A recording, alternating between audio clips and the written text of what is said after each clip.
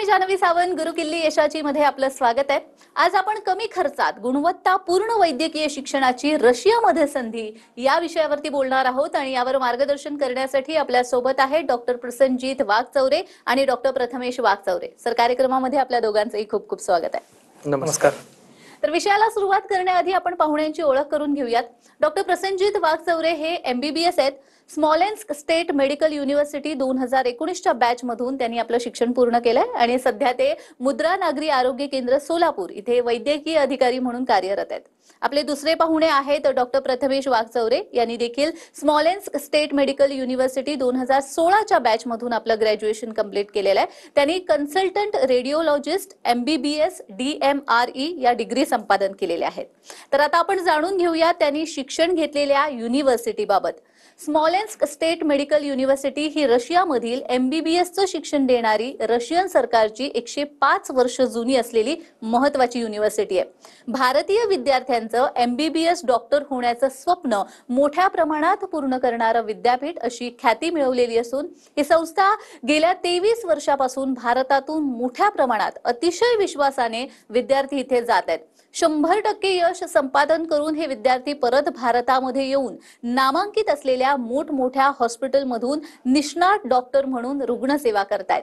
सर्व सुसज्ज सुविधा असणाऱ्या या विद्यापीठामधून आपल्या मुलामुलींना डॉक्टर बनवण्यासाठी पाठवण्यात पालकांचं नेहमीच प्राधान्य राहिलंय।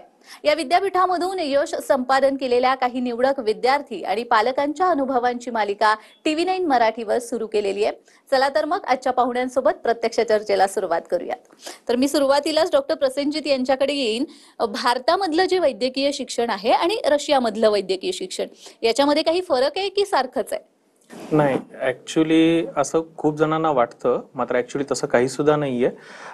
जे सिलेबस वगैरे जो आहे तो भारतातला आणि जो रशियामध्ये जो आपण शिकतो सेमच आहे सगळं सिलेबस वगैरे। विशेषतः म्हणलं तर मला जो डिफरन्स जाणवला तो म्हणजे की आपल्या इकडे भारतामध्ये मोस्टली एका क्लासमध्ये जवळपास 100च्या आसपास मुले असतात, पण ज्यावेळेस मी तिकडे शिकायला होतो त्यावेळेस एका बॅचमध्ये किंवा एका क्लासमध्ये हे 15 ते 20च मुलं असायचे। त्यामुळं तिथले जे प्रोफेसर्स किंवा डॉक्टर जे आम्हाला शिकवायला असायचे ते आमच्याकडे त्यांचं लक्ष असायचं एकदम। नावानिशी आमचं त्यांना नावे माहिती असायचे, त्यामुळे ते पर्सनली ते व्यवस्थित सांगायचे ते आम्हाला व्यवस्थित वगैरे। दुसरं म्हणलं तर तिथं जे शिक्षण आहे ते पूर्णपणे इंग्लिश माध्यमातून होतं, त्यामुळे असं कधी वाटलंच नाही की तिकडचं सिलेबस आणि इकडचं सिलेबसमध्ये काही डिफरन्स असेल। वरून तिकडून जेव्हा डिग्री घेऊन मी इकडे आलो त्यावेळेस मला असं कधी जाणवलंच नाही की तिकडच्या शिक्षण आणि इकडच्या शिक्षणामध्ये काही फरक आहे। त्याचबरोबर मुलं हे खूप कमी असायचे, 15 ते 20 एका क्लासमध्ये असल्यामुळे तिथले टीचर्सना आमच्यावरती पूर्णपणे लक्ष ठेवता येत असायचं। एखादा क्लास मिस झाला तर ते एक्स्ट्रा क्लासही घ्यायचे। आमचे टीचर्स खूप सपोर्टिव्ह असायचे ऍक्च्युली आमच्यासाठी, त्यामुळे मला असं कधी जाणवलं नाही की तिकडचा सिलेबस आणि इकडच्या सिलेबसमध्ये काही फरक आहे। मग आता तुम्ही सिलेबस विषयी वगैरे सांगितलंय, तिथल्या विद्यापीठामध्ये तुमचा अनुभव कसा होता हेही सांगितलेलं आहे। जसं असतं ना की इथल्या पालकांचं असं असतं की पैसे तेवढे वैद्यकीय शिक्षणाला देण्या इतपत नसते किंवा आर्थिक चणचण असते मध्यमवर्गीय पालकांची। आपण जर बघितलं तर वैद्यकीय शिक्षण घेणं परवडत नसतं। मग अशा वेळेस जर त्यांना परदेशामध्ये वैद्यकीय शिक्षण घ्यावं लागत असेल तर विदेशामध्ये हे शिक्षण स्वस्त आहे का आणि कशा पद्धतीने एकंदर फीस वगैरे स्ट्रक्चर असतं? बघा, बेसिकली मी मिडल क्लासमधूनच बिलॉंग करत होतो। तर ज्यावेळेस माझं शिक्षण चालू होतं किंवा मी ज्यावेळेस ॲडमिशन घेतलं होतं त्यावेळेस माझा भाऊ जो होता, मोठा भाऊ, तो सुद्धा तिथेच शिक्षण घेत होता। तर ॲट अ टाइम दोघांची फी पे करणं हे पॉसिबलच नसायचं माझ्या पॅरेंट्ससाठी वगैरे। पण त्यांनी मी एज्युकेशन लोन वगैरे घेतलं आणि एज्युकेशन लोन हे मला खूप इझिली ॲक्सेसिबल झालं, कारण जी स्मॉलेस्ट स्टेट मेडिकल युनिव्हर्सिटी जी आहे ही रशियाची गव्हर्नमेंटची मेडिकल युनिव्हर्सिटी आहे आणि ती 100 वर्ष जुनी आहे। त्यामुळे मला एज्युकेशन लोन घेण्यासाठी पण काही असा इश्यू वगैरे आलेला नव्हता। तो इझिलीबल मला एज्युकेशन लोन वगैरे भेटलं। आणि दुसरं म्हटलं तर मी ज्यावेळेस भारतामध्ये प्रायव्हेट कॉलेजेसमध्ये ॲडमिशन घ्यायचा प्रयत्न केला होता त्यावेळेस डोनेशन वगैरे खूप अशा मोठ्या गोष्टी असायच्या। तर त्यामुळे या गोष्टी मला अनुभव येत होता त्याचा. मग त्यापेक्षा रशियामध्ये स्मॉलेस्ट स्टेट मेडिकल युनिव्हर्सिटी जी अशी होती, फीच्या मानाने खूप रिझनेबल पण होती आणि रशियन गव्हर्नमेंटची पण होती. त्यामुळे मग मी त्याला प्राधान्य दिलं होतं. अगदी स्मॉलेन्स युनिव्हर्सिटी बद्दल तुम्ही आता जे सांगितलेलं आहे, स्मॉलेन्स युनिव्हर्सिटीचे जे चान्सलर आहेत RS कोझलव यांची प्रतिक्रिया आपल्यापर्यंत आलेली आहे, पाहूयात. Ladies and gentlemen, Smolensk State Medical University would like to welcome you as our potential students in beautiful city of Smolensk, Russian Federation. Smolensk State Medical University has been founded on 4th of April 1920 and currently is one of the leading medical universities in Russia, celebrating quite a substantial achievements during the last years. We are delighted to announce that historically we are also one of the largest universities accepting Indian students for a GP faculty. Our exclusive partner in India, the only partner, is Cosmos Education Consultant. We are very proud of our graduates, and also we would like to announce that historically we've been creating the most possible conditions for our students to develop not only their educational but also scientific, arts and sports issues. We have students hostels specifically devoted to the needs of our Indian students. We have highly qualified teachers who are providing all 6 years education in English. After the successful graduations, we are providing you not only a degree but also a license for your further studies. Smolensk State Medical University is very proud that currently we have more than 2,000 Indian students. Out of them, more than 50% are actually women. This is the highest number amongst all medical universities in Russian Federation. We are also very proud that our graduates, when they are coming back to India, are passing very successfully with a very high percentage screening test to allow them to work in India and also abroad. Smolensk is a beautiful city, creating the very excellent environment for all nationalities to be present in our beautiful country. Historically, India and Russia has been partners, and we also delighted to develop this partnership in the future. Smolensk State Medical University would like to welcome you as a potential students. See you soon in Smolensk, and thank you. तर नुकतीच आपण जे chancellor आहे स्मॉलेन्स्क युनिव्हर्सिटीचे त्यांची प्रतिक्रिया आपण पाहिलेली आहे. दुसरा प्रश्न मी प्रथमेशला विचारेन. प्रथमेश, जेव्हा आपण भारतीय विद्यापीठ सोडून रशियामध्ये किंवा अन्य ठिकाणी परदेशामध्ये शिक्षण घ्यायला जातो, तेव्हा अर्थात आपण जशी चर्चा केली आहे, आर्थिक चणचण ही प्रत्येक पालकांना भेडसावत असते. मग अशा वेळी काही स्कॉलरशिपची वगैरे व्यवस्था त्या ठिकाणी आहे का आणि ती कशा पद्धतीने? हो, माझ्या माहितीनुसार आपल्या पूर्ण रशियामध्ये स्कॉलरशिप देणारी ही एकमेव संस्था आहे जी आपल्याला आपले कॉस्मॉस एज्युकेशन कन्सल्टंटचे जे डायरेक्टर आहेत डॉक्टर अलोक एरॉन, त्यांच्या माताजी आणि पिताजी यांच्या स्मरणार्थ यांनी स्कॉलरशिप दिलेली आहे. ही स्कॉलरशिप जी आहे ती विद्यार्थ्यांची जी त्या वर्षाची जी फी आहे ती कम्प्लिटली त्यांची फी माफ केली जाते. त्यामुळे ही स्कॉलरशिप नक्कीच दिली जाते आणि त्यामुळे ना पॅरेंट्सला आर्थिकदृष्ट्या खूप मदत होऊन जाते. त्यामुळे अगदीच डॉक्टर आलोक एरॉन यांचा तुम्ही उल्लेख केलेला आहे, तर डॉक्टर आलोक एरॉन यांची प्रतिक्रिया देखील आपल्यापर्यंत आलेली आहे, पाहूयात. Dear Indian students and parents, a warm namaste from the Smolensk State Medical University, Smolensk, Russia. My name is Dr. Alok Eran. I'm the foreign advisor to the Chancellor of the Smolensk State Medical University, and I'm looking after the admission cell for the foreign students who are going to study in English medium. For this purpose, we have created Cosmos Educational Consultants in India. मैं आपके साथ हिंदी में बात करना चाहूँगा.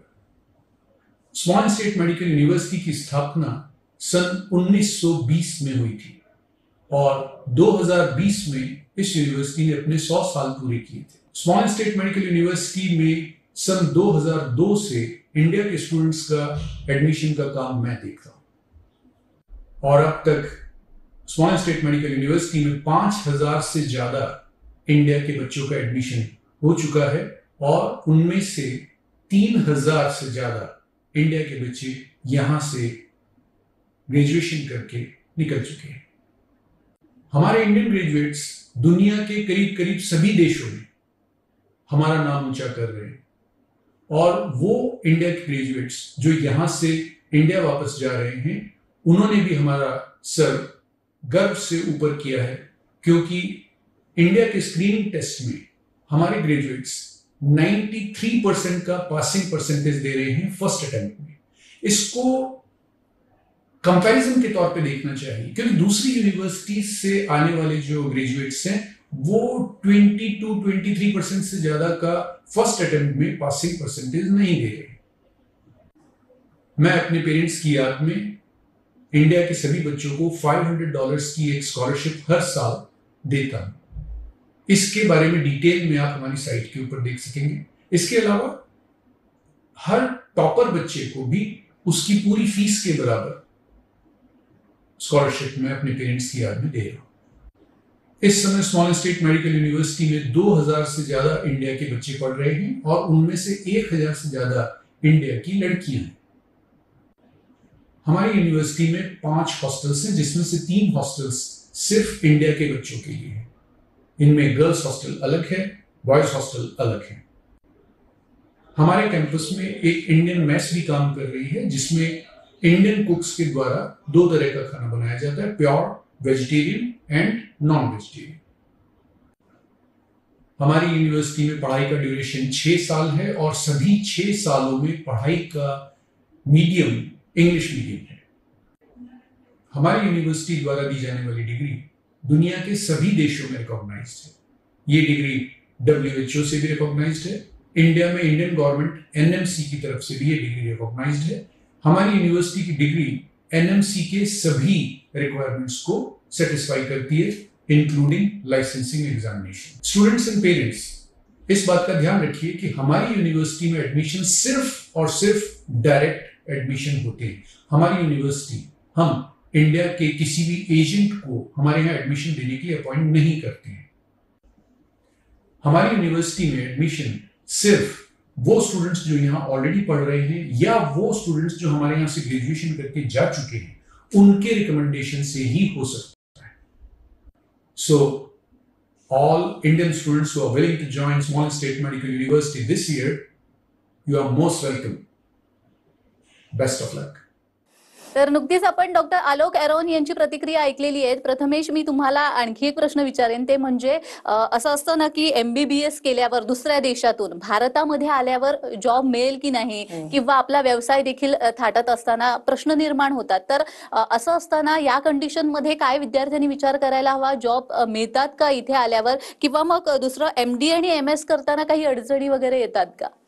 नाही, तिथून शिक्षण कंप्लीट करून आल्यानंतर भारतात आल्यानंतर आपल्याला असा काहीच प्रॉब्लेम येणार नाही, कारण ही जी युनिव्हर्सिटी जी आहे ती WHO म्हणजेच वर्ल्ड हेल्थ ऑर्गनायझेशन नामांकित आहे। NMC म्हणजे नॅशनल मेडिकल हेल्थ इंडिया हे याच्याने रिकॉग्नाइज्ड आहे। त्यामुळे भारतात आल्यानंतर त्यांना कुठलाही प्रॉब्लेम येणार नाही। त्या फक्त एवढंच आहे की तिथलं शिक्षण कंप्लीट झाल्यानंतर भारतात आल्यानंतर त्यांना ही एक एक्झाम द्यावी लागते, FMG म्हणजे foreign medical graduate exit exam, ही द्यावी लागणार आहे। त्यात उत्तीर्ण झाल्यानंतर विद्यार्थ्यांना एक इंटर्नशिप कंप्लीट करून त्यांना कुठेही जॉब करता येतो, किंवा पुढील शिक्षणासाठी त्यांना कुठलाही प्रॉब्लेम येणार नाही। माझंही शिक्षण पुढील शिक्षण झालेलं आहे, DMRA झालेलं आहे। मी आता सध्या रेडिओलॉजी म्हणून कन्सल्टंट म्हणून जॉब करत आहे। इंटर्नशिप किती वेळाची असते, ड्युरेशन? ही जी इंटर्नशिप आहे ती 1 वर्ष कंप्लीट 1 वर्ष के असते। ही आपण भारतात कुठेही करू शकता असं काही नाही आहे। म्हणजेच बऱ्यापैकी आपल्या विद्यार्थ्यांचे प्रश्न जे आहेत ते सुटले असतील। आपल्याला या विषयावर अजूनही चर्चा करायची आहे। खरं तर वेळ झालेली आहे एका छोट्याशा विश्रांतीची। तुम्ही कुठेही जाऊ नका, पाहत राहा गुरु किल्ली यशाची।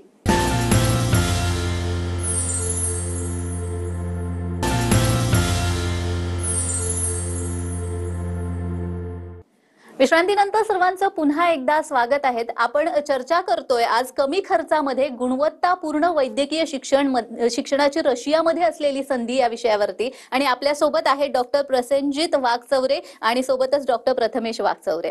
प्रथमेश, मी तुमच्याकडे येईन। जेव्हा आपण एखाद्या दुसऱ्या देशामध्ये जातो तेव्हा पालकांना अर्थात एक चिंता असते, ती म्हणजे सिक्युरिटी, सुरक्षा, आणि दुसरी म्हणजे आपलं जे पाल्य गेलेलं आहे त्या ठिकाणी त्याची खाण्यापिण्याची व्यवस्था कशी असेल, राहण्या जेवण्याची व्यवस्था कशी असेल या विषयात चिंता असते, तर त्याविषयी काय सांगा? पालकांची विद्यार्थ्यांबाबत सिक्युरिटी हा खूप मोठा प्रश्न असतो आणि त्यांच्या जेवणाची व्यवस्था हाही मोठा प्रश्न असतो. तसं तिथे आत्तापर्यंत ही सर्वात जुनी युनिव्हर्सिटी आहे, त्यामुळे आत्तापर्यंत तिथे 2000 ते 3000 विद्यार्थी तिथून पासआउट झालेले आहेत. त्यातील मोस्टली 1000च्या आसपास विद्यार्थिनी आहेत जे पासआउट झालेले आहेत. त्या मुलींसाठी खूपच सुरक्षित आहे असं आहे. तिथे CCTV कॅमेराज आहेत, 24 तास 2 गार्ड असतात, वॉर्डन असतो जो तिथल्या विद्यार्थ्यांसाठी खूप मदत करतात. ते त्यांचे जे काही प्रश्न असतील, त्यांना काही जे गरज असेल ते त्यांना खूप मदत करतात, सपोर्ट करतात. दुसरी गोष्ट जेवणाची म्हणलात तसं जेवणासाठी ते स्वतः बनवू शकतात. त्यांना जे काही वस्तू लागतात, गरजेच्या वस्तू आहेत, ते जवळच फारच जवळ मिळतं. हॉस्पिटलच्या कॅन्टीनमध्ये पण मिळतं. जर त्यांना बनवता येत नसेल तर कॉलेजतर्फे त्यांना कॅन्टीन आहे, मेस आहे, तेही जॉईन करू शकतात आणि त्यामुळे त्यांना काहीच प्रॉब्लेम येणार नाही असं मला वाटतं. मी डॉक्टर प्रसेनजीत यांच्याकडे येईन. डॉक्टर, आपण बघतो की MBBSचं शिक्षण हे बाहेरच्या देशामध्ये घेणं हे तसं बघितलं गेलं तर आव्हानात्मक आहे सगळ्याच दृष्टिकोनातून. पण भारतामधून जवळपास किती मुलं मुली दरवर्षी हे MBBS करतात आणि रशियामध्ये जर डॉक्टर व्हायचं असेल तर ती प्रोसिजर काय? आता सध्या ॲडमिशन घेणं एवढं सोपं झालेलं आहे. फक्त तुम्हाला मोस्टली 3 डॉक्युमेंट जरी तुमचे सफिशियंट असतील तरी होतात. पहिलं म्हणजे तुमचं 12वी तुम्ही उत्तीर्ण झालेलं असायला पाहिजे. दुसरं नीटमध्ये तुम्ही उत्तीर्ण झालेलं असायला पाहिजे. तिसरं तुमचं PCB ग्रुपिंग झालेलं असायला पाहिजे. एवढं फक्त 3 डॉक्युमेंट जरी असेल तरी तुम्ही स्मॉलेस्ट स्टेट मेडिकल युनिव्हर्सिटीमध्ये तुम्ही ॲडमिशन घेऊ शकता.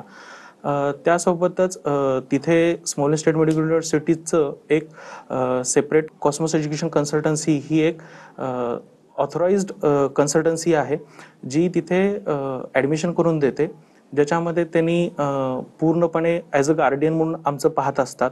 ज्याच्यामध्ये त्यांनी ॲडमिशन प्रोसेसिंग जी असते, जसं की विजा लावणे, परत स्टार्टिंगला फर्स्ट इयरला एअर तिकीट करणे, परत विमानातून जे आपण उतरतो मॉस्कोला, तिथं गेल्यानंतर मॉस्को ते कॉलेज जे आहे तिथं त्यांची व्यवस्था करणे, जेवढं काही आहे ते स्मॉलेस्ट स्टेट मेडिकल युनिव्हर्सिटीला ॲडमिशन घेण्यापासून तिथं आपण तुमचं जो स्टुडंट आहे जाईपर्यंत पूर्णपणे कन्सल्टन्सी हेल्प करते आणि एवढं इझिली भेटतं की तुम्ही विश्वासही नाही करणार. जसं आपण 12वीला ॲडमिशन घेतो सेम त्याच प्रकारे आपण मेडिकलमध्ये ॲडमिशन वगैरे घेऊ शकतो कॉलेजमध्ये. त्यामुळे असं काही अवघड नाही आहे सध्या तरी. आपण बघतो की मध्यमवर्गीय पालकांचं एक स्वप्न असतं की आपल्या मुलाने किंवा मुलीने डॉक्टर व्हावं. पण जसं आपण मघासपासून बोलत आलेलो आहोत की पहिली मोठी अडचण असते ती म्हणजे आर्थिक अडचण असते आणि दुसऱ्या अन्यथा सिक्युरिटी वगैरे या ज्या अडचणी असतात त्या. पण आपण असं म्हणू शकतो का आता की रशियामधलं हे जे युनिव्हर्सिटी आहे जे वैद्यकीय शिक्षण देतं ती MBBS करणाऱ्यांसाठी किंवा मध्यमवर्गीय पालकांच्या मुलांसाठीचं एक हमखास ठिकाण आहे की जिथे चांगल्या पद्धतीने MBBSचं शिक्षण मिळू शकतं? 100% मी याला 100% म्हणेन. कारण मी मगाशी सांगितलं होतं की मी मध्यमवर्गीय कुटुंबातूनच आलेलो आहे आणि ज्यावेळेस मी ॲडमिशन घेतलं होतं त्यावेळेस मी एज्युकेशन लोन घेऊन मी इथपर्यंत आलो होतो. आता त्याच्यानंतर मी ज्यावेळेस ॲडमिशन घेत होतो किंवा भैयाने ज्यावेळेस ॲडमिशन घेतलं होतं त्यावेळेस आम्हाला कुठला एजंट किंवा कोणीसुद्धा आम्हाला नव्हतं. आम्ही जे तिथून पासआउट आलेले जे विद्यार्थी होते किंवा पासआउट झालेले जे डॉक्टर्स होते त्यांचं एक इन्फॉर्मेशन सेंटर आम्हाला असतं, ज्याच्या थ्रू आम्ही अप्रोच झालो होतो. त्यांची एक वेबसाईट आहे कॉलेजची www.sgmu.info. या वेबसाईटवरती इन्फॉर्मेशन सेंटर्स आहेत, वेगळ्या वेगळ्या सिटीचे आहेत. हे इन्फॉर्मेशन सेंटर म्हणजे ॲक्च्युली काय आहेत की जे पासआउट झालेले विद्यार्थी आहेत त्यांनी आणि त्यांचे पॅरेंट्स वगैरे आहेत जे त्यांचा अनुभव सांगतात किंवा ते ॲडमिशन करण्याला गाईड करतात प्रॉपर. आम्ही त्याच्यामार्फतच आम्ही ॲडमिशन वगैरे घेतलं होतं. त्यामुळं असं कधी भीती निर्माण नाही झाली की बाबा तिकडे काय असेल किंवा काय नसेल. जे आमच्या समोरच होते, जे पासआउट झालेले डॉक्टर्स होते ते एकदम क्वालिफाईड डॉक्टर्स होते आणि त्यांनी भारतामध्ये येऊन जॉब करत आहेत. काही जण तर पुढचं शिक्षण परस्यू करत आहेत. त्यामुळे असं मला कधी वाटलेलं नाही की असं काही असेल. त्याचबरोबर भैया माझ्या पुढे होताच. तो ज्यावेळेस 4th इयरला होता त्यावेळेस मी 1st इयरला होतो. त्यामुळे जर त्याला काही वाटलं असतं की बाबा तिकडे शिक्षणाच्या बाबतीत काहीतरी प्रॉब्लेम आहे किंवा तिकडे राहणीमानामध्ये काहीतरी प्रॉब्लेम आहे किंवा इतर कोणत्या गोष्टीचा प्रॉब्लेम आहे, तर तो मला तिथं बोलवलाच नसता पहिल्यांदा. जोपर्यंत आपण तिथे जात नाही तोपर्यंत आपल्याला कळत नाही की काय आहे, तर ते योग्यरित्या गाईड वगैरे करतात. अगदीच. डॉक्टर प्रथमेश, मी तुमच्याकडे येईन की जेव्हा आपण रशियामध्ये किंवा कुठच्याही परदेशामधल्या विद्यापीठामध्ये शिक्षण घेऊन भारतामध्ये परततो, तेव्हा एक असतं ना की आपल्याला जॉब मिळेल का, किंवा मग त्याच्यासाठी काय करावं लागेल, व्यवसाय जर करायचा आपला स्वतःचा तर त्याच्यासाठी काय करावं लागेल. तर तुमचा अनुभव दोघांचाही कसा राहिलेला मला ऐकायला आवडेल. खूपच छान होता. म्हणजे असं काहीच प्रॉब्लेम आलेला नाहीये. अगोदरच सांगितल्याप्रमाणे ही जी युनिव्हर्सिटी जी आहे ती WHO आणि भारत सरकार मान्य असल्यामुळे तुम्हाला विदेशातही तुम्हाला जॉब करता येतात, भारतातही करता येतो. फक्त आपल्याला ती जी एक्झिट एक्झाम आहे FMG ती क्लिअर करणं गरजेचं आहे. त्याच्यानंतर तुम्हाला भारत सरकार मान्य म्हणजे MMC सर्टिफिकेट मिळतं, महाराष्ट्र मेडिकल काउन्सिलचं सर्टिफिकेट मिळतं. त्याच्यानंतर तुम्ही स्वतःचा व्यवसाय करू शकता किंवा तुम्ही गव्हर्नमेंट जॉब अप्लाय करू शकता, अथवा तुम्ही जर तुम्हाला फ्युचरमध्ये म्हणजे पुढचं शिक्षण घेऊ इच्छिता तर तेही तुम्ही घेऊ शकता. तुम्हाला असा काही प्रॉब्लेम येणार नाहीये.